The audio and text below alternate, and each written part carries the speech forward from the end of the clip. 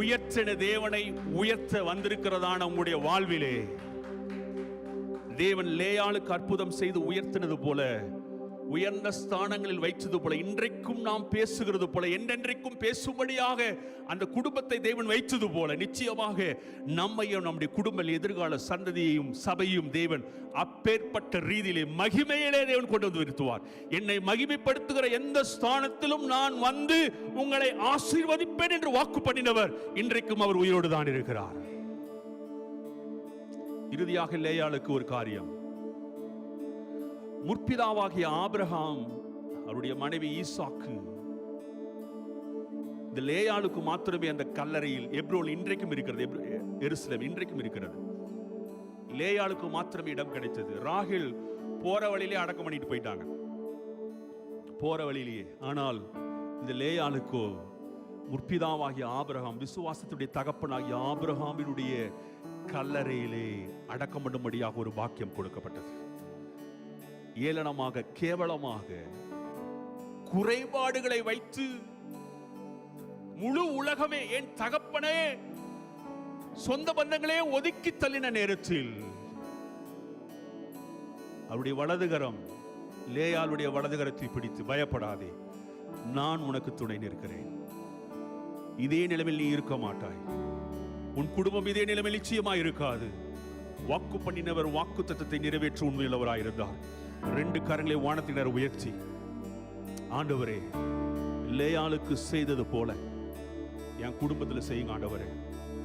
எல்லாராலும் வெறுக்கப்பட்ட ஒரு சூழ்நிலை, புறக்கணிக்கப்பட்டதான சூழ்நிலை, ஒதுக்கப்பட்டதான ஒரு சூழ்நிலை, தனித்து விடப்பட்டதான ஒரு சூழ்நிலை, யாருமே உதவி செய்ய முடியாத ஒரு சூழ்நிலை, யாரும் எங்கள் மீது கரிசனை காண்பிக்க முடியாத அளவுக்கு ஒரு சூழ்நிலை. நீங்க வலதுகரத்தை பிடிச்சு, பயப்படாத, நான் உனக்கு துணை நிற்கிறேன், நான் உனக்கு துணை நிற்கிறேன், நான் உனக்கு துணை நிற்கிறேன், நானே உன்னுடைய துணை, நான் உனக்கு துணை நிற்கிறேன், நான் உன்னை துணை நிற்கிறேன், நான் உனக்கு சொன்னதை செய்யும் அளவும் நான் உன்னை விட்டு விலகுவதும் இல்லை, உன்னை கைவிடுவதும் இல்லை.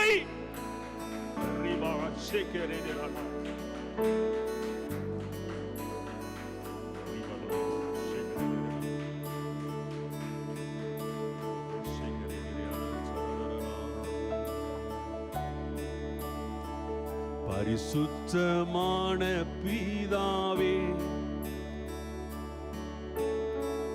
கருணையின் நாள் கடலே, கிருபையின் ஊற்று நீரே, ஆறுதல் அளிப்பவரே, பரிசுத்தமான பிதாவே, கருணையின் ஊற்று நீரே, ஊற்று நீரே, நீர் கரத்தை பிடிச்சிருக்கிறது எங்க ஆறுதல் ஆண்டவரே. கரங்களை உள்ளங்களை உயர்த்தி, நாதானீர் போதும் எனக்கு,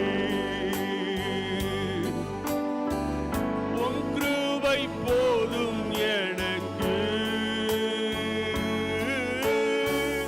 நாதானீர் போதும் எனக்கு, உம் கிருபை போதும் எனக்கு, என் ஜீவ யாத்திரையில் உம் கிருபை போதும் எனக்கு. என் ஜீவ யாத்திரையில், எங்க வாழ்க்கை பயணத்துல உங்களுடைய வார்த்தை வெளிச்சமாக, தீபமாக இருப்பதாக,